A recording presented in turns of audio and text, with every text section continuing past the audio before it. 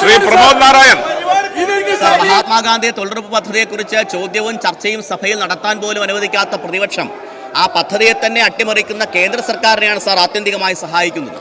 പദ്ധതിയുടെ പേരിൽ നിന്ന് ഗാന്ധിജിയെ പടിയിറക്കിയും കാർഷിക മേഖലയ്ക്കുള്ള തൊഴിൽ ദിനങ്ങൾ മാറ്റിയും സംസ്ഥാനങ്ങളുടെ മേലുള്ള സാമ്പത്തിക ബാധ്യത കൂടുതലായി അടിച്ചേൽപ്പിച്ചും ഇന്ന് കേന്ദ്ര സർക്കാർ ഈ പദ്ധതിയെ അട്ടിമറിക്കാൻ ശ്രമിക്കുമ്പോൾ, പുതിയ കരിനിയമം നടപ്പിലാക്കാൻ ശ്രമിക്കുമ്പോൾ ആ പദ്ധതിയെ സംരക്ഷിക്കാൻ നമ്മുടെ സർക്കാർ, കേരളത്തിലെ ഗവൺമെന്റ് സ്വീകരിക്കുന്ന നടപടികൾ വിശദീകരിക്കാമോ എന്നാണ് ചോദ്യം. Yes minister.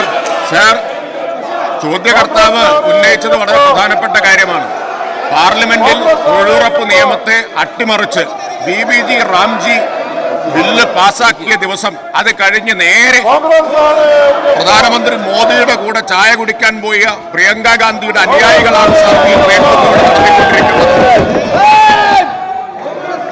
മഹാത്മാഗാന്ധിയുടെ പേര് വെട്ടുകയും തൊഴിലുറപ്പിന്റെ കഥ കഴിക്കുകയും ചെയ്തിട്ട് ഒന്നിച്ച് ചായ കുടിച്ച് ആഘോഷിച്ചവരാണ് മോദിയും പ്രിയങ്ക ഗാന്ധിയും.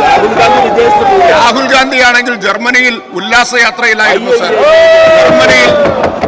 ജർമ്മനിയിലെ ഏറ്റവും പുതിയ ബൈക്ക് ഓടിച്ച് കളിക്കുന്ന തിരക്കിലായിരുന്നു രാഹുൽ ഗാന്ധി സാർ. അതുകൊണ്ട് ചോദ്യകർത്താവ് ഉന്നയിച്ചത് പ്രധാനപ്പെട്ട കാര്യമാണ്.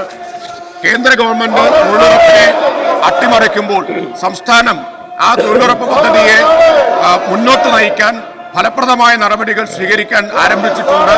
ബഹുമാന്യനായ ധനകാര്യമന്ത്രി ഈ വർഷത്തെ ബജറ്റിൽ 1000 കോടി രൂപ അധികമായി തൊഴിലുറപ്പ് പദ്ധതിക്കായി വകയിരുത്തിയിട്ടുള്ളത് അതിന്റെ ഭാഗമാണ് സാർ. 60-40 എന്ന നിലയിൽ കേന്ദ്ര ഗവൺമെന്റ് ഇതിന്റെ ചെലവിന്റെ ഘടന മാറ്റിയിരിക്കുകയാണ്. 100% കേന്ദ്രാവിഷ്കൃത പദ്ധതിയായിരുന്നത് ഇനി മുതൽ 60% കേന്ദ്രത്തിന്റെ വിഹിതം കുറയ്ക്കും എന്ന് മാത്രമല്ല, കേന്ദ്രം അനുവദിക്കുന്ന ബജറ്റ് നോർമറ്റീവ് അലോക്കേഷനാണ്. നേരത്തെ ഡിമാൻഡ് ഡ്രിവൺ ആയിരുന്നു ഈ പദ്ധതി. ചോദിക്കുന്ന ആവശ്യപ്പെടുന്ന എല്ലാവർക്കും ജോലി കൊടുക്കുക എന്നതാണ്. എന്നാൽ ഇപ്പോൾ കേന്ദ്രം അനുവദിക്കുന്നവരുടെ 60% മാത്രമേ കേന്ദ്ര ഗവൺമെന്റ് നൽകുകയുള്ളൂ. അതിൽ കൂടുതൽ തൊഴിൽ സൃഷ്ടിക്കുമ്പോൾ 100% സംസ്ഥാനത്തിന്റെ ബാധ്യതയായി മാറുകയാണ് സർ. സെക്കൻഡ് ക്വസ്റ്റ്യൻ സർ, തൊഴിലിടങ്ങളിൽ തൊഴിൽ സമയത്ത് അപകടത്തിൽപ്പെടുകയോ ജീവൻ നഷ്ടപ്പെടുകയോ ചെയ്യുന്ന സർ, തൊഴിലിടങ്ങളിൽ തൊഴിൽ സമയത്ത് അപകടത്തിൽപ്പെടുകയോ തൊഴിലിനിടയിൽ ജീവൻ നഷ്ടപ്പെടുകയോ ചെയ്യുന്ന തൊഴിലാളികളെ സംരക്ഷിക്കാൻ രാജ്യത്തിനാകെ മാതൃകയാകുന്ന തരത്തിൽ കേരളം നടപ്പിലാക്കുന്ന ക്ഷേമനിധി പദ്ധതിയെ സംബന്ധിച്ച് വിശദീകരിക്കാമോ? സാർ, ഇന്ത്യയിൽ തൊഴിലുറപ്പ് തൊഴിലാളികൾക്ക് ആദ്യമായി ക്ഷേമനിധി ഏർപ്പെടുത്തിയ സംസ്ഥാനമാണ് കേരള സംസ്ഥാനം.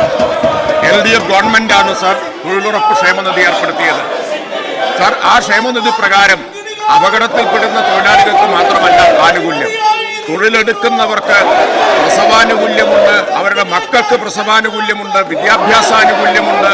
ഇങ്ങനെ നിരവധിയായിട്ടുള്ള ആനുകൂല്യങ്ങളാണ് തൊഴിലുറപ്പ് ക്ഷേമനിധി തൊഴിലുറപ്പ് തൊഴിലാളികൾക്ക് നൽകുന്നത്. സാർ, കേന്ദ്ര ഗവൺമെന്റ് അത് മുഴുവൻ ഇപ്പോൾ അട്ടിമറിക്കുന്ന നിലയിലേക്കാണ് പോകുന്നത്. അതിന് കോൺഗ്രസ് കൂട്ടുനിൽക്കുന്നതാണ് നമ്മൾ കാണുന്നത്.